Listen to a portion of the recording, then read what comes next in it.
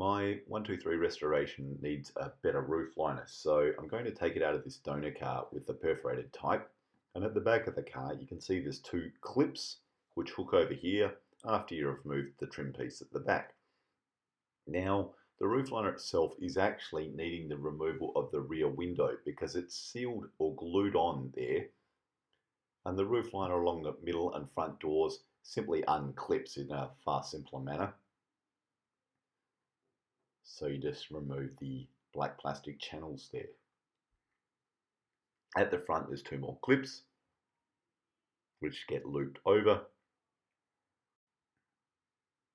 So this is obviously with all the interior trim pieces off,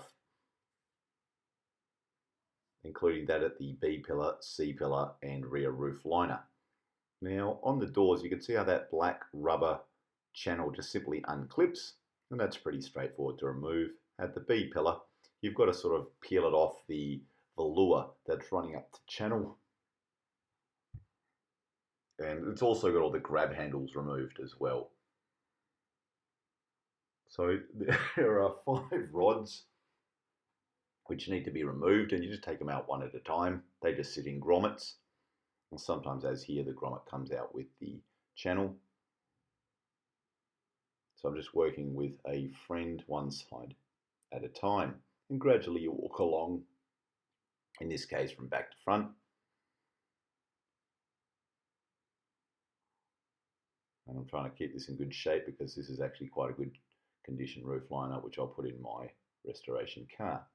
You can see the channels actually sit in foam on the roof, and this is probably to stop the metal from vibrating. And then getting to the end, the final channel comes out,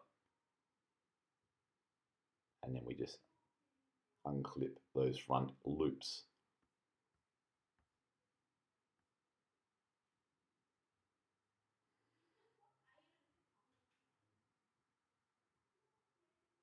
So that's now out and folded, and I'll give this a clean.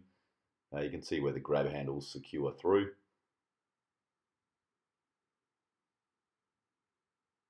You wouldn't want to have to do this twice, so take care with whatever material you're going to use, because otherwise you've got to gut the whole car. So there's those foam channels that are glued onto the roof that the metal rods sit in. Again, I presume that's just to stop vibration. And this is going to need to come out if you want to take your roof racks off. The roof bars, which I've got the Oris roof rack in the video there. The roof bars running parallel to the length of the car are held in by 3 lots of 2 Allen bolts on each side. I think these were 4mm.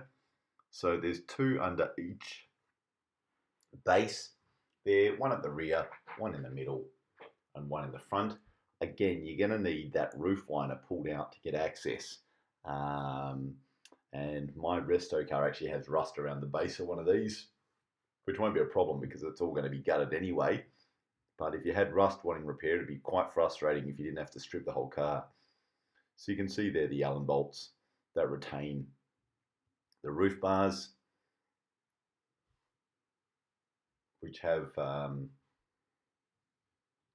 rubber sort of seals with liners around them. Now you can get the seals from Mercedes as of 2022, but for sake of emergency, I always like to take the parts off until I know I'm not going to need them. So the seals do come off after having been squashed on there for 40 years.